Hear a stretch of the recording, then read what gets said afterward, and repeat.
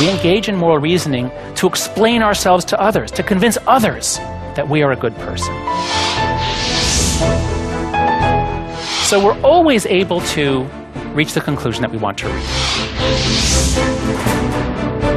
People care about issues of care and harm and violence. Of course, that's part of morality, as is fairness and cheating, but also liberty and oppression, loyalty and betrayal, authority and subversion, sanctity and degradation. Of course they hate each other. Each side looks really bad to the other side. And that's why they demonize each other so much. Be the change you seek. If you want to change something, start with yourself. Be more humble.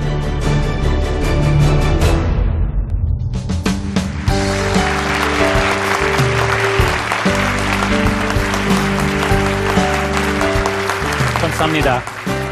안녕하세요. It is a pleasure and an honor to be here at Chang'an University. Now, of course, speakers always say it is a pleasure and an honor to be here, so how do you know that I'm telling the truth? I assure you that I am, and I'll give you two reasons. The first reason is professional. I study moral psychology, and I'm spending 3 months traveling across Asia, studying how Asia is changing, how capitalism is changing. And no country is more interesting than Korea. No country has embraced capitalism more firmly and successfully. No country has been transformed by it more quickly. No country has a bigger generation gap. So this is a fascinating country. I am thrilled to be here. A second reason is more personal. My wife is Korean American. My father-in-law was born in 1928. His parents died when he was very young, so he grew up poor under the Japanese occupation. He was very resourceful, very hardworking. He taught himself English. He made himself useful to the American Army. And through that means, he found a sponsor who took him to America for college. He then went on for a PhD in economics. And my mother-in-law, Kim Hyul, was the daughter of a very prominent independence leader under the Japanese occupation. So the history of Korea is very much the history of my family. I'm here now in Seoul with my wife and our children. I'm making my first visit to Seoul, and so when I tell you that I am pleased and honored to be here, I really, really mean it. It is a thrill to be able to see Korea, to meet the Korean half of our family, and to introduce my children to their Korean cousins and to their Korean heritage. So thank you for welcoming me.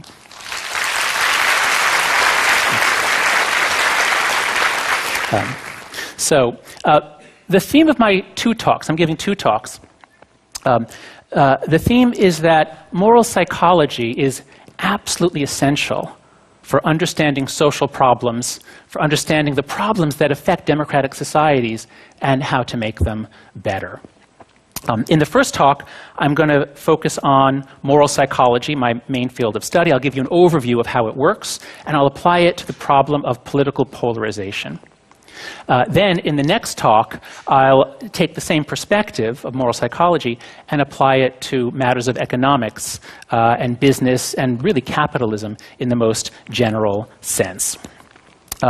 So let's begin. In America, we love democracy. We think we invented it. I mean, the Greeks, made some progress thousands of years ago, but we are the ones who really gave it to the world. And we believe that every country, no matter what its situation, should become a democracy today. Now, we have an idealized vision of what democracy looks like. This is a famous painting by Norman Rockwell called Freedom of Speech. It shows a man, you can tell that he is from a working class background from the way he's dressed. You can see that he is standing up in a town hall meeting, stating his opinion. You can see the other people in the scene are wealthier than him. They're from the professional class, but they listen respectfully and attentively. Because in democracy, all voices are equal, all count the same. So that's the beautiful image, the beautiful vision. The townspeople will listen to each other, and then by the magic of democracy, the way forward will become clear. Now, the reality in America these days is actually a bit more like this. Okay, it's not literally like this, it's more like this. Lots of anger nowadays, lots of arguing, lots of division. And that's among the people themselves. The politicians themselves are even more divided and dysfunctional. We had a very shameful episode a year and a half ago. The Congress people from the Republican Democratic Party could not agree on a resolution to pay the bills, to pay for the government, and so the government shut down for 13 days. This, I think, brings shame to America. It brings shame to democracy, and it brings big smiles to the news media in authoritarian countries who covered this quite a lot, as in China and other places, to say, look at this, look at democracy. You don't want that. So I think we have an obligation to figure out what's going on and how to make it better. I can show you exactly what's happening in America in 3 graphs, and as you'll see, these processes apply to Korea as well. So this graph shows how polarized the 2 major parties are from 1880 through the present. The red line is the House of Representatives, the blue is the Senate. Those are the 2 parts of our Congress. And what you can see is that in the years after the American Civil War, we fought a horrible civil war in the 1860s. So in the years after that, the Congress was extremely divided on the left-right dimension. There was a liberal party, a conservative party. The parties were very, very far apart. That's what the high lines mean, very polarized. But then, in the middle of the 20th century, polarization dropped to very low levels for many reasons, one of which, though, was the Great Depression, followed by the Second World War. When a country goes through shared tragedy, it tends to unite people for a while. And I think that's a very important lesson for Korea as well. But then, more mysteriously, it begins rising again, especially in the 1980s and 1990s. But there's no war. There's no external threat. Why is America getting so polarized in the last 30 or 40 years? It's not just the elites. It's not just the politicians and the media. It's also the people. This graph shows how divided Americans are by various categories. So a research company called Pew surveys Americans every year. If you average together a whole bunch of questions and you look, how far apart are men and women on average? That's the bottom line by gender. 6 points out of 100 on average. So men and women are not very different. And that difference has been constant. It has not really changed since the 1980s. A religion, only 7 points apart on average. Not very big, even though America has a lot of religious diversity. By income is more, rich and poor a bit further apart, but that has not been changing. It's been constant. Education, race is a little bit more, but still that's been constant. The only thing that's been changing in America is when you look at Republican versus Democrat. That was in the middle in the 80s, but now it is by far the biggest dividing line. Our values, our beliefs are really, really different based on the 2 parties. One final graph. When the people and the politicians are so divided, it devastates trust in government because everything is partisan. You don't trust the other party to do what's good for the country. So as you can see here, trust in the 3 branches of our government was not all that high in the 1990s. Only about half of the people trusted 2 of the main branches. But it really has dropped a lot in the just since 2005.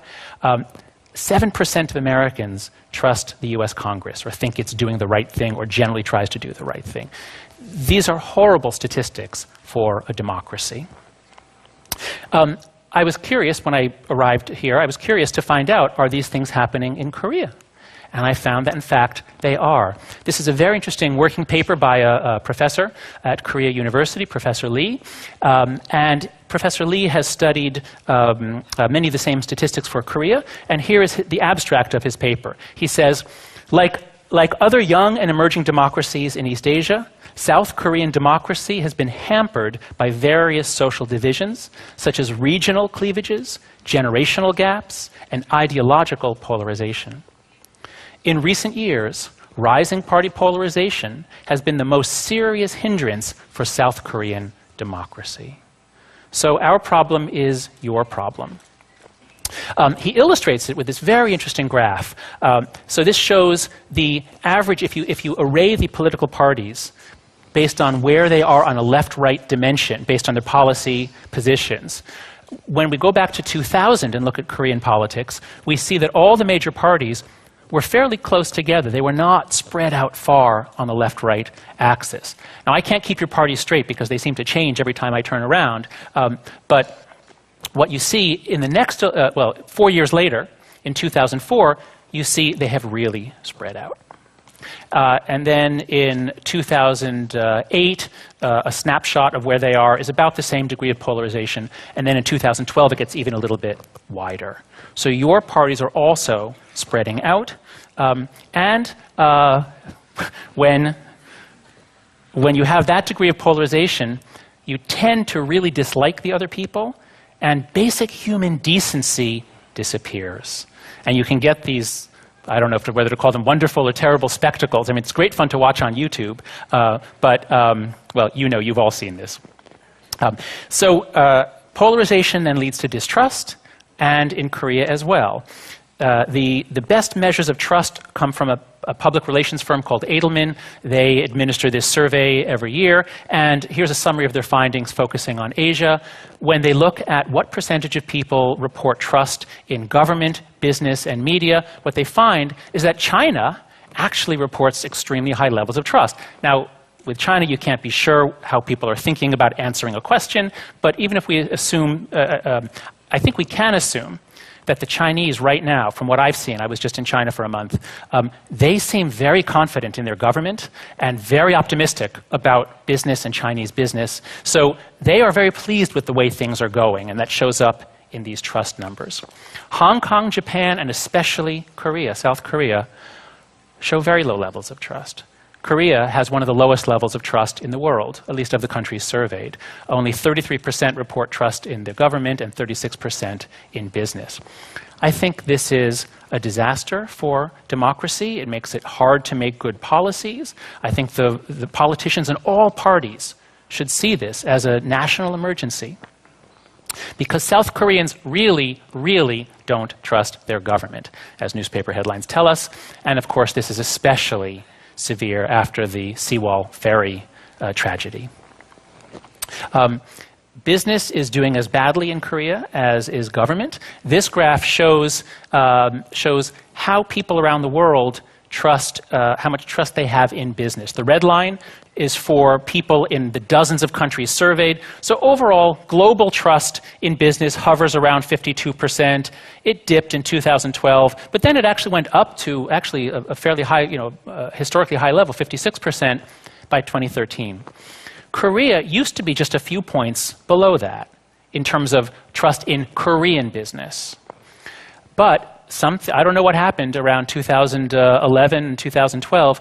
Koreans are now extremely cynical about business. And I believe when they're answering the questions, I believe they're thinking about big business. Usually there's more trust in small business. But here too, I hope that business leaders will look at these numbers and think this is a national emergency. Business is the engine that drove the Korean miracle. It's the engine that creates prosperity. And if Koreans have lost faith in it, then what will happen in the future? So these problems that you have in Korea are very similar to the problems we have in America and in many other democracies. Not all, but many democracies are facing these problems. So it is vital that we all work together and share ideas and experience to figure out. So the charioteer is reason, and reason can and should get control of the emotions. The horses are the emotions. Reason is and ought only to be the slave of the passions. I think an even better metaphor is the press secretary. On the left, you almost always see signs that talk about compassion, harm, care, protection, protecting the vulnerable. I should point out, you never see signs like this at right-wing political events.